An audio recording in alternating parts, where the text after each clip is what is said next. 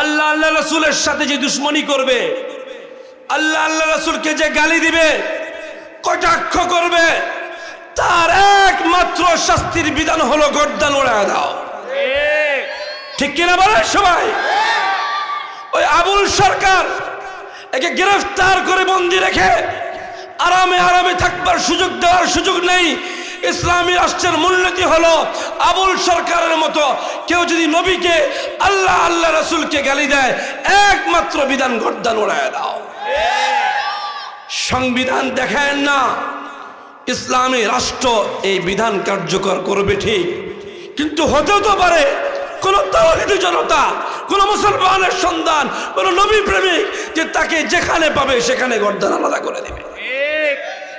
কোরআনের বিধান আইয়ুকাত্তালু আও ইউসাল্লাবু, তাকে শুলিতে চড়াতে হবে প্রকাশ্যে, আও তুকাত্তা আইদিহিম ওয়া আরজুলাহুম মিন খিলাফ, হাত এবং পাকে উল্টা দিক থেকে কেটে দাও, আও ইউনফাউ মিনাল আরদ, তাকে নির্বাসিত করো, কারাগারে নিক্ষিপ্ত করো। এই ধরনের অপরাধীদেরকে আল্লাহ বলেন যালিকা খিজয়ুন ফিল হায়াতিদ দুনিয়া, এটা হলো দুনিয়ার শাস্তি, ওয়ালাহুম ফিল আখিরাতি আযাবুন আযীম, আর আখিরাতে তার জন্য ভয়ানক শাস্তি অপেক্ষা করতেছে। মঈদুর হো মজবুর হো এ সৈয়দ আলম, মঈদুর হো মজবুর হো এ সৈয়দ আলম, दीदार दिखाते नहीं आवाज सुना दो। या अय्युहल्लज़ीना आमनू दुखुलू फिस्सिल्मि काफ़्फ़ा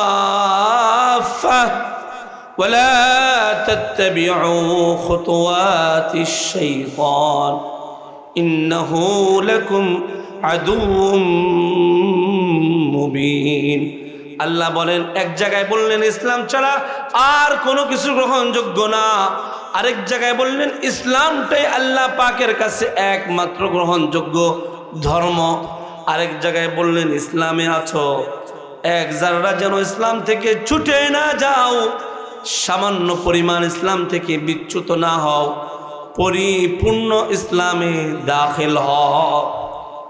ঈমান ও ইসলামের পথ কুফরের পথ, এটা সুস্পষ্ট।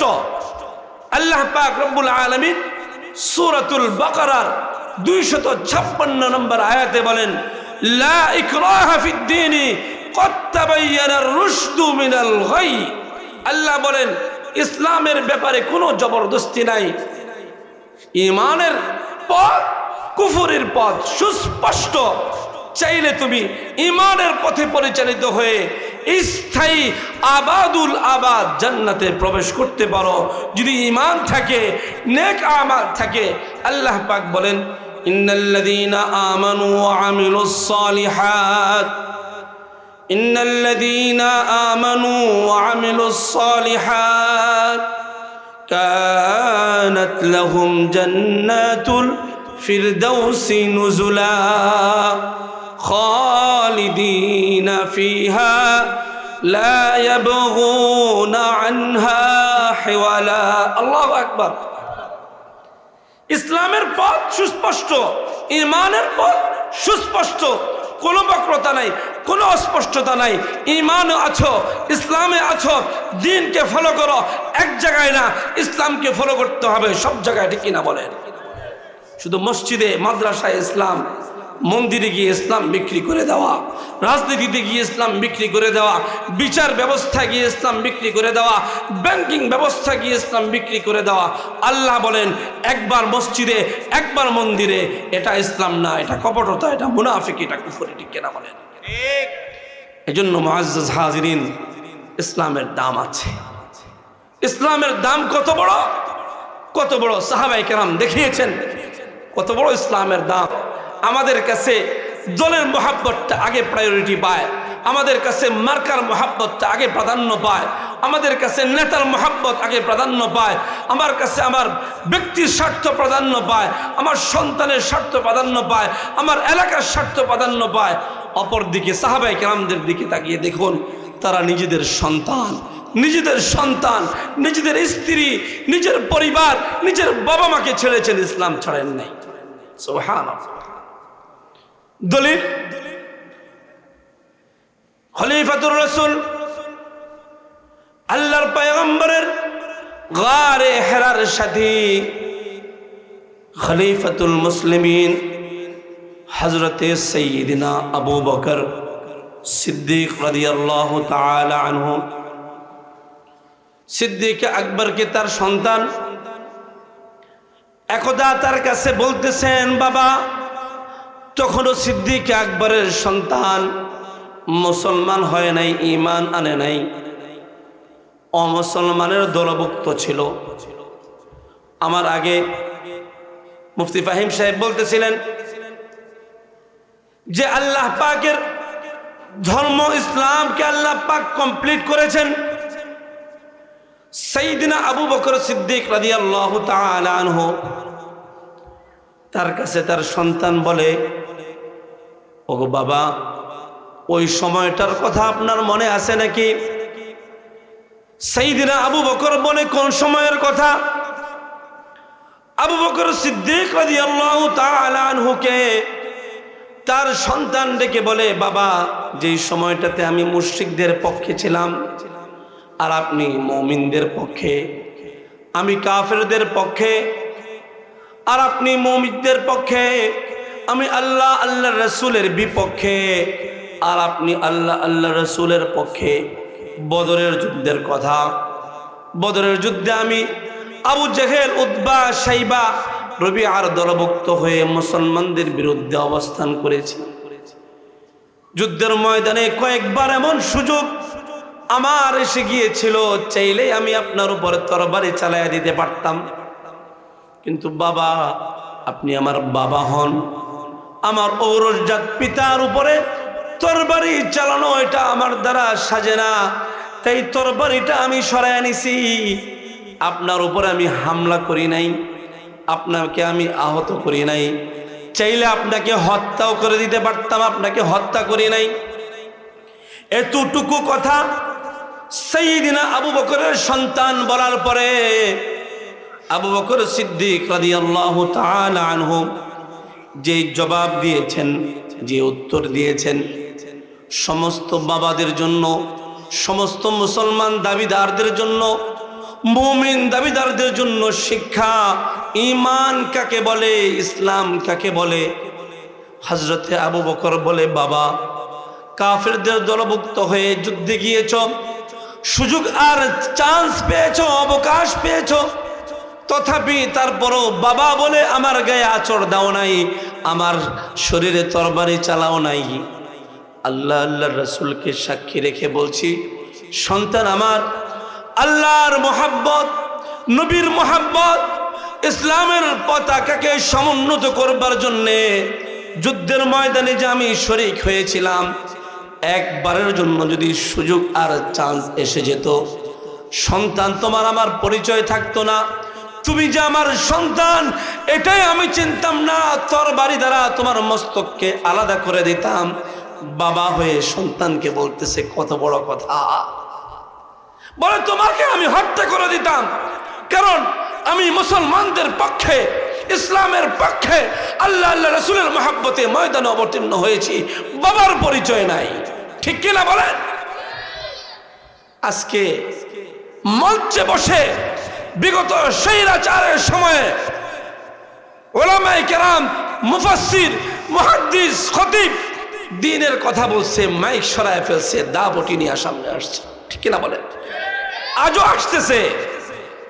আমরা সুস্পষ্ট বলবো, মিম্বার, মসজিদ, দ্বীনি, এই চার, এটা শুধু চার না, এটা নবীর ওয়ারাসাতের মিরাস। ঠিক কিনা বলেন?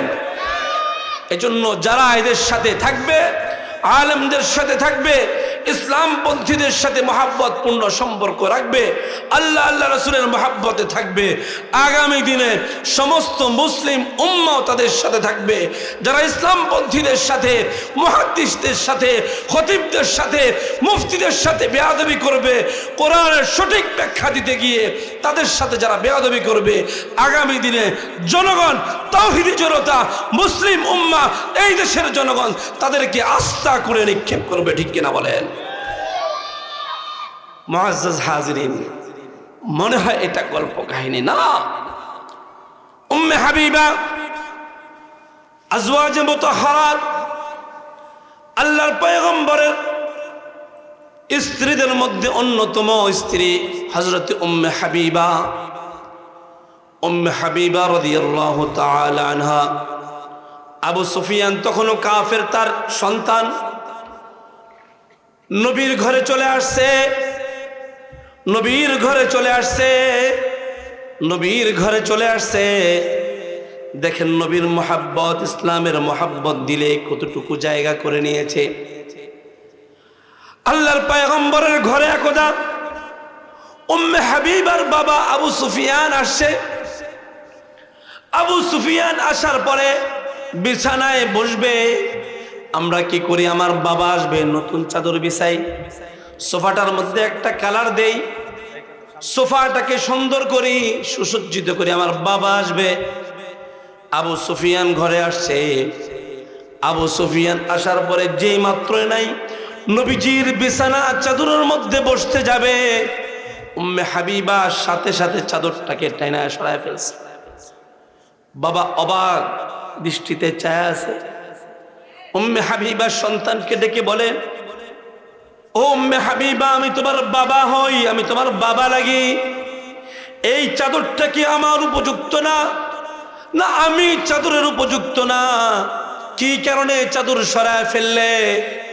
উম্মে হাবিবা বলে, বাবা আমার, আপনি আমার বাবা হন, কিন্তু এই চাদরটা মুহাম্মদুর রাসূলুল্লাহ সাল্লাল্লাহু আলাইহি ওয়াসাল্লাম, আপনি অপবিত্র, আপনি নাপাক।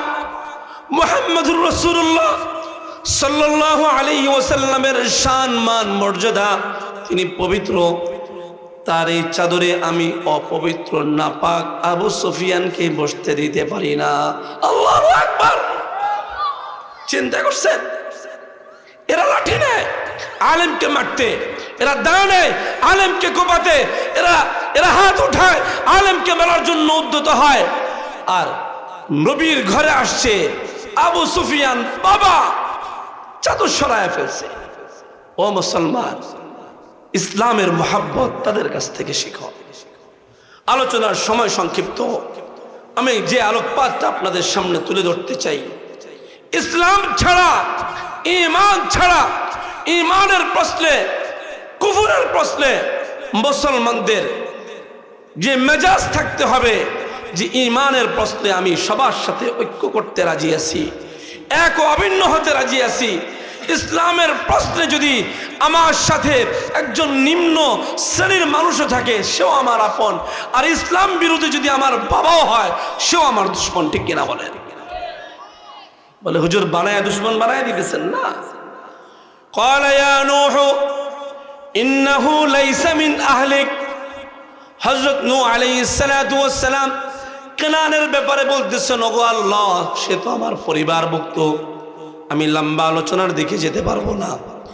আল্লাহ পাক ধমক দিয়া বলতেছেন যে না, সে তোমার অন্তরের অন্তর্ভুক্ত না, তোমার সন্তান না। নবী পরিবারের, নবীর ঔরসজাত ছেলে হওয়ার পরও আল্লাহ বলেন ইন্নাহু লাইসা মিন আহলিক, তোমার সন্তান কেনান তোমার সন্তান হওয়ার যোগ্যতা রাখে না, কারণ কেনান কুফরি করে। ও মুসলমান, পয়গাম নেন, ঈমান ছাড়া, ইসলাম ছাড়া কুফর যদি যাররা পরিমাণ হয়, ঈমানের প্রশ্নে আল্লাহ পাকের ঘোষণা, যাররা পরিমাণ ঈমানদার জান্নাতি। আল্লাহর হাবিবের ঘোষণা, যাররা পরিমাণ শিরিক জাহান্নামী, যদি নবীর বাবাও হয়। ইব্রাহিম খলিলুল্লাহর বাবা ঈমান নাই, মুশরিক, জাহান্নামী, কোন রকম ছাড় নাই। ঈমান নাই, মুশরিক, নবীর সন্তান, জাহান্নামী, ছাড় নাই। নূহ আলাইহিস সালাতু ওয়াস সালামের ছেলে, লূত আলাইহিস সালাতু ওয়াস সালামের পরিবার, নূহ আলাইহিস সালাতু ওয়াস সালামের পরিবার, মুহাম্মদুর রাসূলুল্লাহ সাল্লাল্লাহু আলাইহি ওয়াসাল্লামের চাচা হওয়ার পরেও জান্নাতি হওয়ার সুযোগ নাই। তার মানে হলো ঈমানের প্রশ্নে কম্প্রোমাইজ করারও কোনো সুযোগ নাই। ঠিক কিনা বলেন? সর্বশেষ কথা, সূরাতুল মাইদার 33 নম্বর আয়াতে আল্লাহ পাক মূলনীতি দিয়ে দিচ্ছেন। এই কথাটার আয়াতের তরজমা শেষ করে আমি আলোচনা শেষ করে দিচ্ছি। আল্লাহ বলেন ইনদামা জাযাউল লাযীনা ইউহারিবুনা আল্লাহ ওয়া রাসূলাহু ওয়া ইয়াসউনা ফিল আরদি ফাসাদান আন ইউকাত্তালু আও ইউসাল্লাবু আও তুকাত্তা আইদিহিম ওয়া আরজুলুহুম মিন খিলাফিন।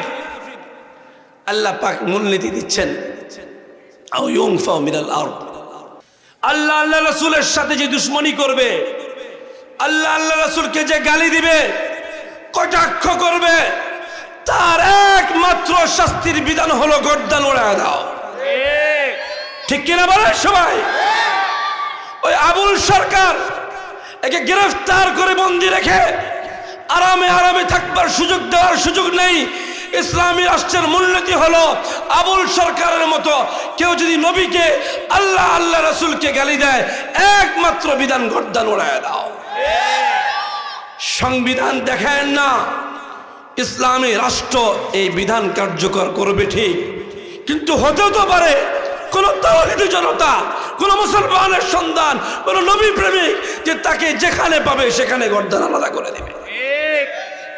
কোরআনের বিধান আই ইউকাত্তালু আও ইউসাল্লাবু, তাকে শুলিতে চড়াতে হবে প্রকাশ্যে, আও তুকাত্তা আইদিহিম ওয়া আরজুলুহুম মিন খিলাফ, হাত এবং পাকে উল্টা দিক থেকে কেটে দাও, আও ইউনফাউ মিনাল আরদ, তাকে নির্বাসিত করো, কারাগারে নিক্ষিপ্ত করো।